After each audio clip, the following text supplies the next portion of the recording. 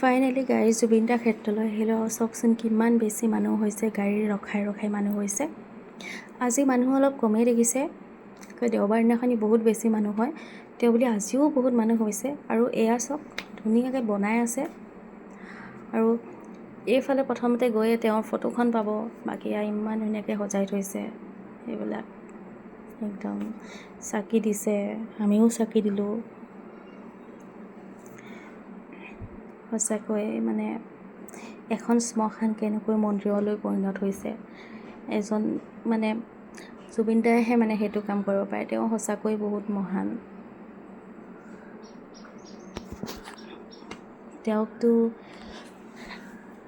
তেওঁ থাকোঁতেতো তেওঁক লগ পোৱা নহ'লেই, সেইটো মনত এটা আশা, মানে সেইটো আগৰ পৰাই আছিলে আৰু সেইটো আশা হৈয়ে থাকিলে তেওঁক কেতিয়াও লগ নাপালোঁ।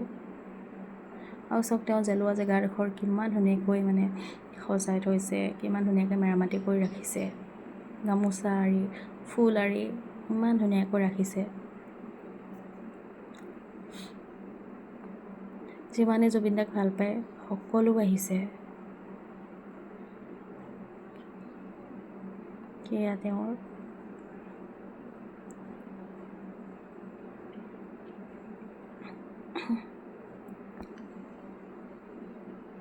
এয়া তেওঁৰ জিৰণি লোৱা।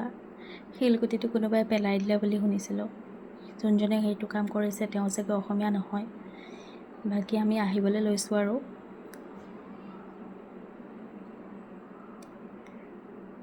এয়া সম্পূৰ্ণ বনাই হ'লে ভাল লাগিব বাৰু। ঠিক আছে দিয়ক।